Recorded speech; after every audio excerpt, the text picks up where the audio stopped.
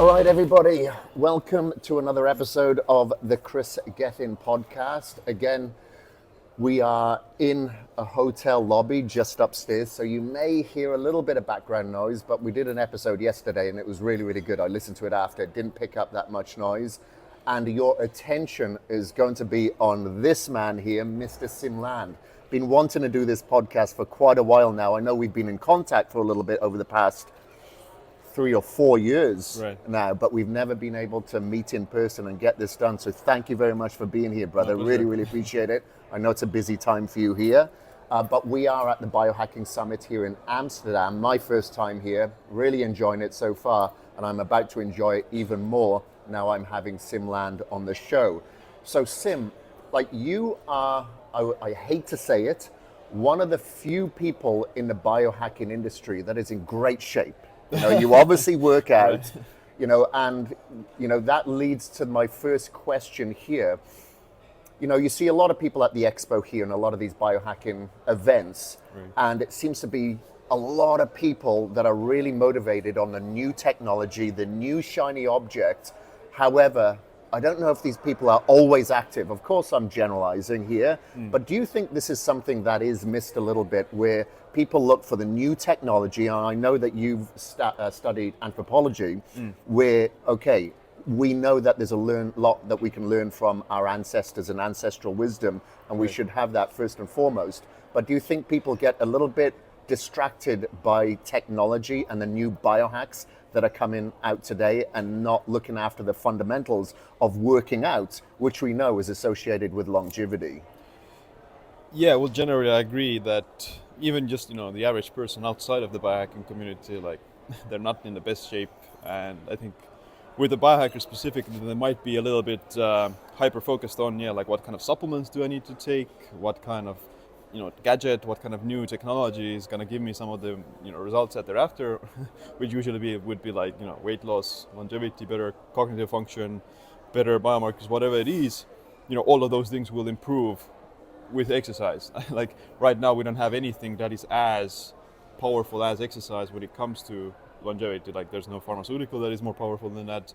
And obviously for weight loss, you can't eat whatever you want and still lose weight. You need to practice some form of restriction, whether that be calorie restriction or certain food restrictions, whatever it is.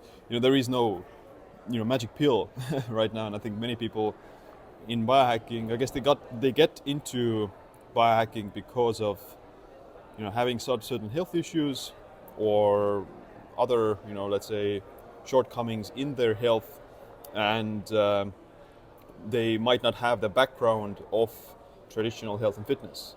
So they get immediately into the biohacking, and then they get sucked into this world of more advanced biohackers, so to say, that people who are already, like Ben Greenfield or whatever other people who are already doing the fundamentals, and they're already like focusing on the more advanced things. So they get sucked immediately into this vortex of, like, they skip the fundamentals a little bit and they go more into the advanced subjects, and they miss out on a lot of the fundamentals, such as, how do you diet properly, how do you exercise, sleep, and all those other things. So I guess they just skip a few of the first steps, and I think that's what, I and you, we all promote, that you need to still focus on the fundamentals a lot, like healthy diet, exercise, getting in shape, because those actually will give the biggest bang for your buck in terms of the results, whatever the goal is actually. Yeah, and you do see in some of these like blue zones like Okinawa, where they study these people where they may not actually go to the gym and work out, but they don't really have seats. They're just standing and sitting like 30 to 50 times a day, and they're centenarians. So that is like their resistance training, and it's helping with their bone density, helping with their balance, because usually when people get a little bit older, they may lose their balance, break a hip or something. And I think it's very interesting that you said, like in the biohacking world, a lot of people did have health issues, and I've noticed that. And it's the same in like athletic performance or bodybuilding. People have got into it because maybe they were bullied at school, or they had, lacking in confidence, and they get into bodybuilding, but then they don't really work on the mental health or the PTSD that they got that from school, and they're just creating this shell by working out, but really not working on their health as such internally. For sure. And one of the things I think is fascinating that I really like about you as well, and I'd love for you to explain how people can do this from an athletic side as well, is that I remember, some years ago, thankfully, you sent me your book on autophagy. And a lot of people, especially in athletic performance, think, well, I can't fast or I can't restrict my feeding windows because I've got to put on muscle and I've got to perform. So you're obviously in great shape. How do you do it? How do you incorporate your fasting strategies? How long do you do it and how frequently do you do it? And how can the people that are watching this incorporate it into their routines? Right. So I think, fasting can be quite amazing for overall health, and there might be some longevity benefits as well. I don't think it's like inherently like superior to like a very healthy regular way of eating. Like it might help with some aspects of confining your eating window that helps you to achieve a calorie deficit more easily. So it's like a diet adherence tool. But I personally do think that there are like some unique effects as well from the circadian rhythm side. So obviously, if you are already healthy, then you don't necessarily need to have some sort of a very advanced fasting window or something.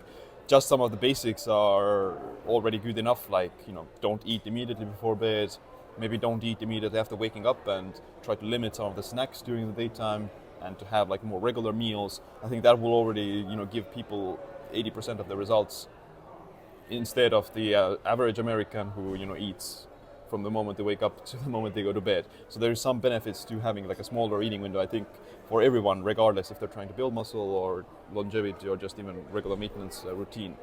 From a muscle building side, then yes, obviously having more frequent ingestions of protein throughout the day is more superior for muscle growth, because you stimulate muscle protein synthesis, and there's like a certain limit of protein that would reach the maximum muscle protein synthesis, which is around like 30 grams. So if you are trying to maximize the muscle growth, then yeah, you would want to have like, for like most people, the research suggests is, like 4 times a day is enough. So like 4 meals, if you're not doing fasting, is like the maximum you would get for like, the average person for muscle growth. Now, the way I do it is that I have 2 protein ingestions during the day.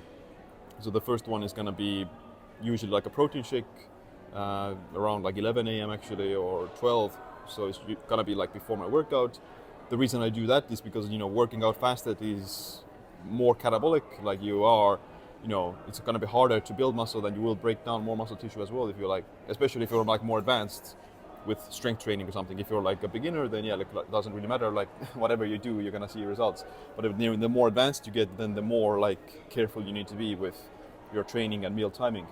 So that usually in the past, when I did 1 meal a day, then I was kind of stuck in a plateau, because you just need more protein more frequently to support the results. So that's when I transitioned over into the second protein meal, which is the protein shake before my workout. And yeah, like in the book I talked, which I called targeted intermittent fasting, which is like regular intermittent fasting, but you have like a protein shake before the workout. And then after the workout, I'll have like an actual meal, usually in the dinner. So it's gonna give me like, two protein surges for the day. To maintain muscle, then yeah, you could do like 1 meal a day as well, but it's harder to build muscle and, progress in the strength training aspect. But if you are doing, let's say, not like that, then the regular 16 and 8 method is amazing. I think that's probably like the best balance between muscle building and like some of the benefits of fasting. Like you fast for 16 hours, then you have 2 meals, maybe like an additional protein shake as well. So like third protein ingestion. I think that's a very balanced way to like do intermittent fasting and build muscle as well. And whether you need to do it depends a lot on the goal and situation. Like for the elderly people, I wouldn't suggest doing a very tight eating window, because they need to have more protein more frequently, because it's harder for them to maintain the muscle tissue. So for them, having like either like a meal replacement shake with some protein, or just having more frequent meals or a snack is more suitable. Okay, and do you do that like 7 days a week? Yeah, pretty much. I mean, when I'm traveling, for example, sometimes I'll have like the hotel breakfast. So I'll have breakfast, but then I'm not gonna eat anything during the day, and then I'll have dinner. So I always still do, usually eat like once or twice a day. So I never like have multiple meals. I just kind of, I don't know, I don't like it, or I'm just so used to the fasting that it's, I guess, more suitable for my metabolism. Okay, cool. And the one thing that I wanted to ask as well, we know that like the stricter form of fasting, like what you suggest, or maybe like Dr. Sachin Panda or Dr. Jason Fung. What about people that want to do like a more controlled fast? Because they are just focusing on, they just want to build muscle. They're not really concerned about burning fat. Like, do you think there's a place for that person to have maybe essential amino acids during that fasting window, or maybe and glutamine possibly? Or do you think no, it should just be water until you have like your protein shake or your meal, and that's it?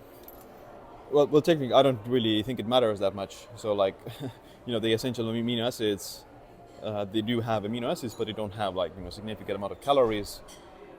And I guess it's just the daily fasting window is already so short, then it doesn't really matter that much. Like you could even have like whatever, like a coffee with milk or cappuccino or whatever in the morning. It's in your fasted window, but I don't think it like really matters in terms of the final outcome.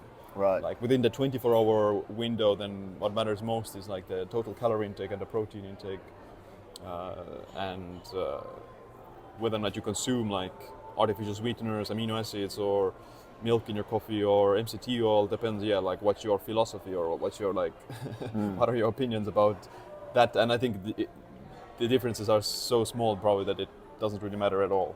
Okay. Between those strategies at all. It's good to hear that then, because I take amino acids, essential amino acids during my fasting. So that's good to hear. And the one thing that, like, and I'm asking you this question because I'm suffering with sleep problems at the moment. I had mold toxicity in 2014, and the first symptom that I had was sleep. Like it really broke up my sleep very bad. I was in India again recently, and I feel that I may have picked up mold toxicity again. I don't know. I just done some tests last week, so we'll soon see the results. But I find it hard to believe that I would have got it again. I was staying in a completely different area, but who knows? For those that are watching this and they're trying to improve their athletic performance, they're trying to burn fat, build muscle, of course recovery dictates their performance and how, and longevity as well.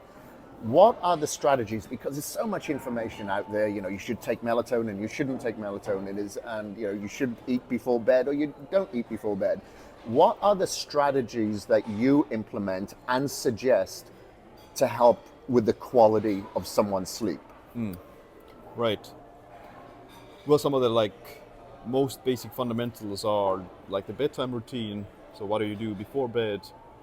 Obviously, the biggest thing that may interfere with that is the artificial light that suppresses melatonin production. But even then, there's a lot of mental stimulation you get from just looking at the phone. So even if you are wearing like the blue blocking glasses, or you don't have like a lot of bright lights, but you're scrolling the phone, then the mental stimulation still keeps your brain active and engaged. And I think there are like studies looking at just the scrolling. It's like a dopamine fix. Yeah, and when it comes to the different methods of using technology, than like playing video games or something that is more when you have to actually be engaged with it, then that's worse for the sleep quality rather than scrolling the social media. So that's less bad than playing video games, but it's still bad because you're like especially if you're watching the news or something, like there's another crisis somewhere. So it's you're keeping your brain very in this active and semi stressed out state as well. So an hour before bed, trying to minimize the bright light exposure, but also minimize just mental stimulation. I'm not the best at that. Both of us were like we have our own businesses, we're like constantly checking emails and stuff like that, so it's hard to like tell exactly when we stop doing that. But at least an hour before bed, trying to minimize, at least try not to do something that requires a lot more attention, like answering some emails or something like that. Second of all, I think when you like take a little bit step back, then the daylight exposure to sunlight and bright lights during the daytime is also very critical.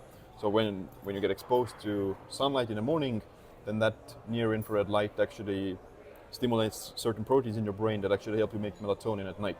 So you need to align your circadian rhythms, the day and night cycles of your body, already in the morning to help with the natural diurnal rhythm of melatonin and cortisol. So having like a large cortisol spike in the morning is like some sort of a time bomb that you stimulate the cortisol in the morning, and then it offsets this natural diurnal rhythm that would also facilitate greater melatonin production in the evening. So bright light in the morning after waking up, maybe some physical movement. Caffeine intake is actually good in the morning because it signals the body that it's daytime, gives you a little cortisol spike. And then in the afternoon, when let's say the spectrum of wavelength from the sun becomes dimmer and less bright, then slowly start to wind down, minimize the bright blue lights. And funny enough, melatonin isn't only regulated by the light, but also food. So your gut actually makes, during a fasted state, it makes 400% or 400 times more melatonin than in a fed state. And that's why making sure that you don't eat very close to bed, I think, is very important as well, because melatonin isn't only made by the pineal gland in the brain, it's also made pretty much by all the other cells in the body as well, and the gut. So that's where, for the best sleep, some people vary. Some people actually want to or need to have some food before bed, because otherwise they just can't fall asleep. So there's some variance between people, but I guess a large meal before bed isn't the best. So either a smaller snack, some snack that has protein, maybe some foods that contain melatonin, like dark cherries and prunes and pistachios are very high in melatonin. And optimally having a larger, postponing the large meal for at least 4 hours before bed would be the best. But I guess some people are fine if it's 2 hours before bed as well, and maybe a small snack for some people before bed. For supplements, then I do think that melatonin supplementation is very good. At least in studies, it does help with sleep. And I guess it's better to take melatonin than to not sleep. Even if you, let's say, develop some psychological dependence on it, then it's better than sleeping pills, and it's better than not sleeping or not getting the good sleep. So as a short-term fix, it's obviously worth it. In the long term, there doesn't appear to be any negative side effects as well. So it's safe in that sense, especially in moderate doses. Doses between 0.1 to 3 milligrams are generally studied to be safe, and with no side effects. I guess I've never met a person who takes 10 milligrams every night anyway. So it's the larger doses, they might have some contraceptive effects, at least in 75 milligram doses they used in the 90s as a contraceptive. So in very large doses, 75 milligrams, the melatonin has contraceptive effects, because you produce a lot of melatonin when you're a child and a teenager. You produce 10 times, 20 times more melatonin when you're in your teenage years compared to your adulthood and your elderly years. So there's actually a massive gap in the amount of melatonin that we need. So melatonin isn't just for the sleep, it's also very powerful antioxidant, anti-inflammatory, and regulates the immune system. And when you are a teenager, you make around 1 milligram per night naturally. But if you're an adult, you make only 0.3. And when you're an elderly person, you make 0.1. So the elderly people, they sleep less, they sleep worse, they sleep shorter. But it's not a good thing. It's not a natural thing. It shouldn't be natural. It actually accelerates their aging because they don't have the melatonin that would enable them to sleep. So I personally believe that taking melatonin as a supplement is a longevity supplement as well, because of the massive antioxidant benefits of melatonin. And like I said, we have just a gap, at least 0.5 milligram gap of the melatonin that we made as a teenager versus what we make as an adult. And there is some trend, or at least it's a hypothetical trend right now, that all the age-related diseases start, in your 40s and 50s, when your melatonin production is very small compared to your teenage years. And when you're a teenager or a child, then they're very healthy, they don't have any diseases, their body is very able to recover and very just disease-free. And I personally think that a lot of it is because of the melatonin as well. Like just because your body has such a large amount of melatonin made every night, it just repairs and heals the body. But as an adult, you start to lose that gradually. So like a smaller, 0.3 milligram melatonin every night isn't just for sleep. It's also like as an antioxidant and longevity supplement.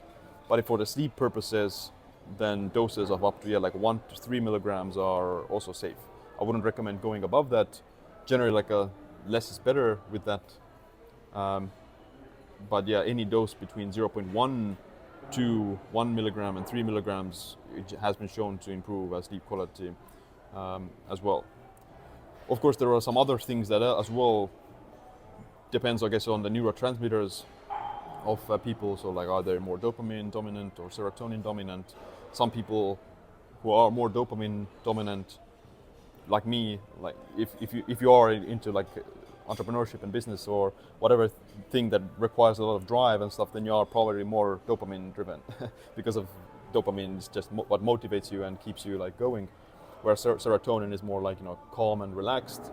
So if you are dopamine dominant, then you might be naturally deficient or lower on serotonin, for example, which is probably some of the reason why those driven people also have a hard time to like wind down a little bit. So in that case, carbohydrates are the best dopamine or the serotonin boosting food. Just having like carbohydrates that releases serotonin and makes you very like relaxed in the evening especially. So those people probably don't do the best with like a low carb diet. Like I eat carbs, it's better for performance as well, but it's better for like sleep as well, I think. But there are like some supplements maybe for boosting serotonin, like tryptophan, maybe like even GABA. But glycine is one of those supplements that is pretty much does everything good. It's not only for it helps to sleep a lot, lowers body temperature, increases GABA, makes you more relaxed. But it also is anti-inflammatory, and you can take it in the daytime as well. So it's one of my favorite supplements. I take it for sleep and take it for other benefits as well. Yeah, speaking of that on that subject as well, like what I do, because I'm definitely very dopamine dominant, I'll try to do the tryptophan as opposed to just at night, like 1500 milligrams. I'll just like split it up throughout the day, and it's helped a little bit changing that protocol. And while you're on the subject of glycine, like I've noticed with a lot of the posts that you've been doing, that you seem to be quite a fan of glycine and NAC in that combination, correct? Right. Or do you take that then throughout the day yourself? And could you explain what the benefits are? Because we're hearing a lot about this combo lately. Yeah, well, glycine and NAC are both the major, let's say, precursors to glutathione, which is considered the body's master antioxidant. And glycine is actually also the rate-limiting amino acid for making glutathione. So, both NAC and glycine alone will increase glutathione, but the combo appears to be better.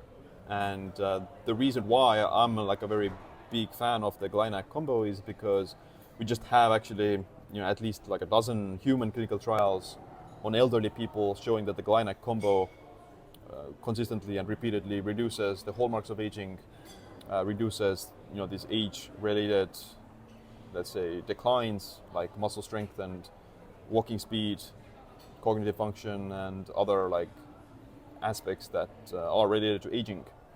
With age, you see a decline in glutathione levels as well, and decline in immune system function, decline in antioxidant defense, and the GlyNAC combo just helps to raise it back up. So that's why I'm such a big fan, because it's I would say it's actually the most evidence-based longevity supplement out there, because there's at least a dozen human clinical trials showing that it reverses hallmarks of aging, whereas you don't have that with NMN or nicotinamide riboside. You don't have those studies with those compounds. Even like rapamycin, which is obviously a pharmaceutical, but you don't have human clinical trials showing that it actually reverses hallmarks of aging in humans, whereas it does have the same with the GlyNAC combo.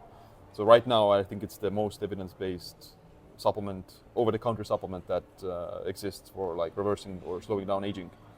Whether or not it works for younger people is up to debate. Like the glutathione levels start to decline after the age of 45 or generally around that time. So if I were in my 40s and 50s, I would for sure take it. But I sometimes take it just as like a precautionary measure as well, because you don't never want to play catch up when it comes to aging. It's easier to slow it down and prevent it than to reverse it or catch up to it. So I don't take it every day because there could be the issue that too large antioxidants also blunt some of the positive effects of exercise, especially muscle hypertrophy, which is also very critical for longevity and anti-aging. So you don't want to take like NAC after a workout, for example, because it's the thiol-based antioxidants. The same with vitamin C, for example. Those can blunt some of the inflammatory response to the exercise, which actually mediates the benefits of the exercise.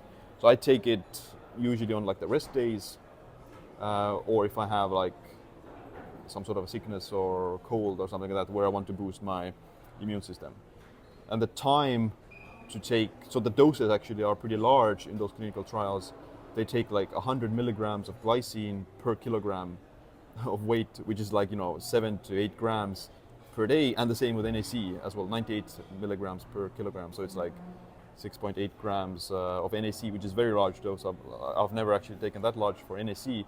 I've taken more than that for glycine, but not for NAC.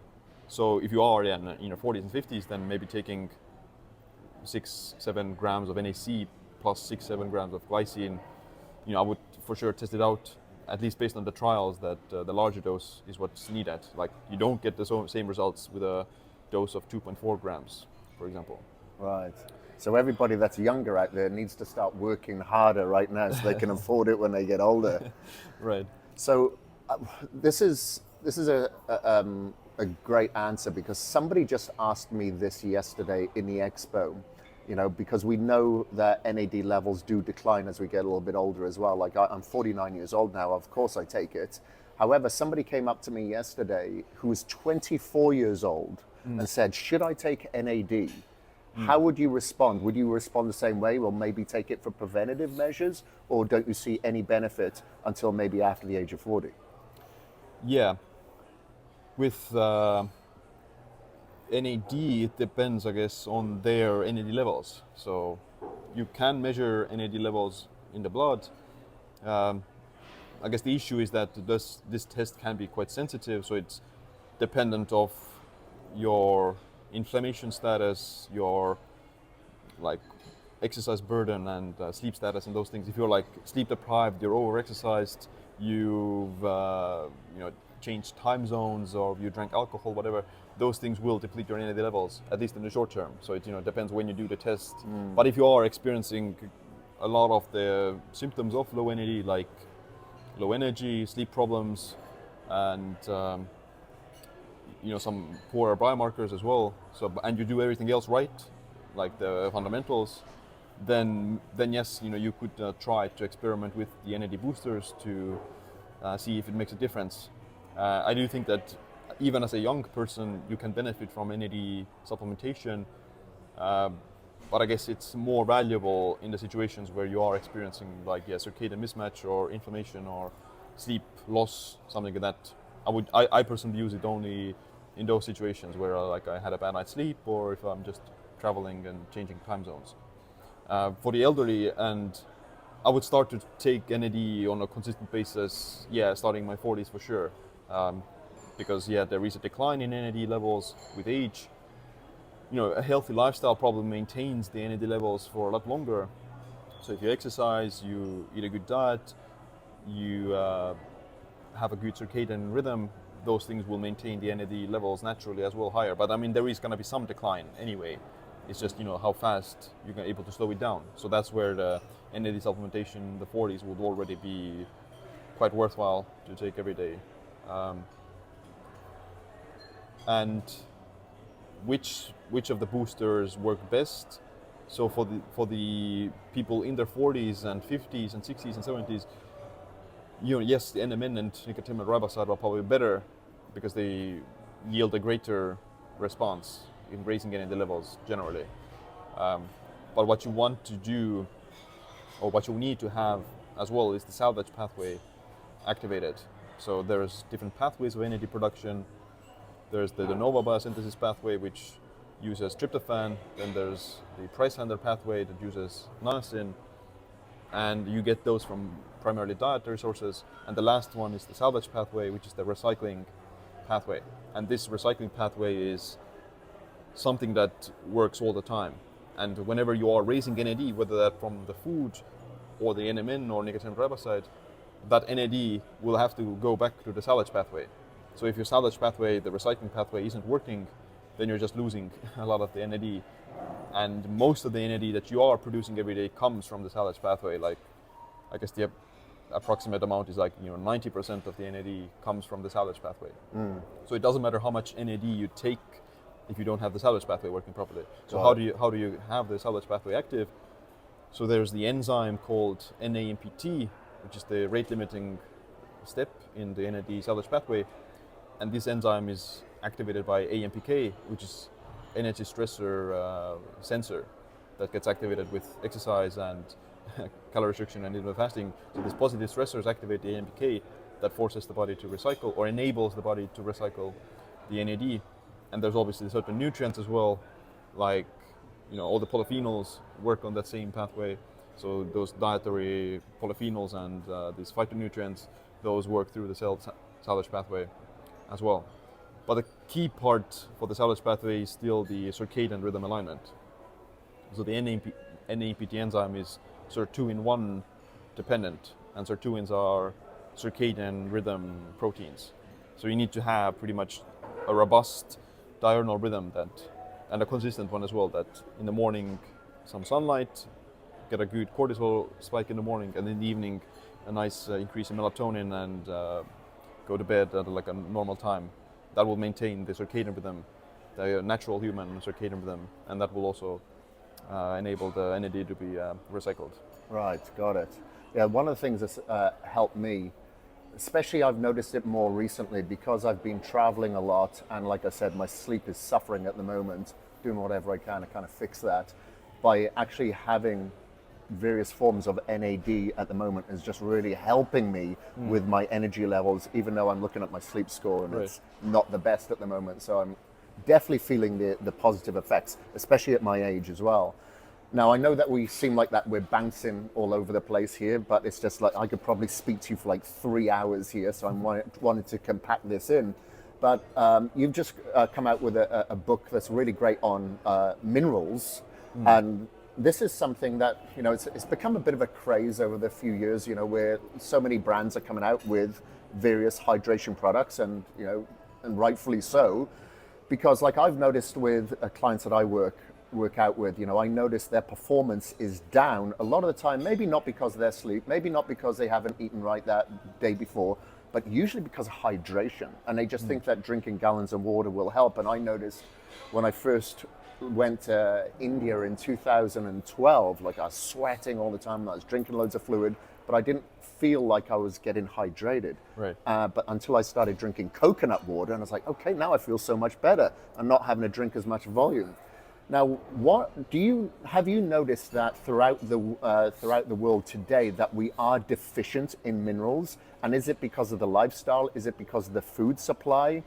And what can we do? What is in balance and what is out balance to help improve our hydration? And what are the positive effects that people can find when they are adequately hydrated with the proper minerals?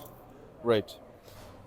Well, as a general trend, at least 1 out of 3 people are deficient in some minerals, and it can be up to like 10 mineral deficiency, or deficient in 10 minerals. And when you look at the statistics, then the biggest deficiency is actually boron. So boron is it's not an essential mineral actually, but it's considered a conditionally essential mineral. And what boron does is that it actually helps to utilize vitamin D. It improves bone density, and it also through vitamin D and other mechanisms, it also improves sex hormones like testosterone and estrogen. So boron is something that many people aren't getting in their diet, and usually you get it actually from like dried fruit, dried prunes, raisins, some beans and legumes. So the boron is part of the plant cell wall, and you don't really get it from animal foods unless you're like chewing the bones or something. So usually most people aren't eating, adequate or not getting adequate amounts of boron. And boron is actually would be like one of my go-to supplements for testosterone increasing, because boron lowers sex hormone binding globulin, which then would free up more testosterone. So sex hormone binding globulin binds to free testosterone or binds to testosterone, so you end up with lower free testosterone. So by inhibiting that, you will see like a greater liberation of the testosterone. So that would be actually, usually like people say like zinc is important for testosterone, which is important as well, but I would say the boron is probably more effective and more important. But there are many other minerals as well that at least the Western diet, the industrial diet, is deficient of, like magnesium. Because if you refine foods like refined flours and refined oils, you remove pretty much all the magnesium and all the other minerals as well. So that's why many people in the Western world might be, at least like the average person who doesn't eat like all different kinds of fruits, vegetables, meats, fish, and those kind of things. The average person who eats a very pretty refined diet, even in the developing countries, those people will be deficient in a lot of the key minerals, because the refinement process removes a lot of them, like magnesium. They say that around 40% of people or so, or 50 or something like that, even 75 in some places, are deficient. Yeah, definitely in the magnesium. US, 75. Yeah, and magnesium is pretty much the master mineral. Like it's a coenzyme for many of these different processes inside the body, and catalyzes like 300 different enzymatic reactions. And I call it the master mineral because it's kind of central to the metabolism and energy production. Without magnesium, you can't produce ATP.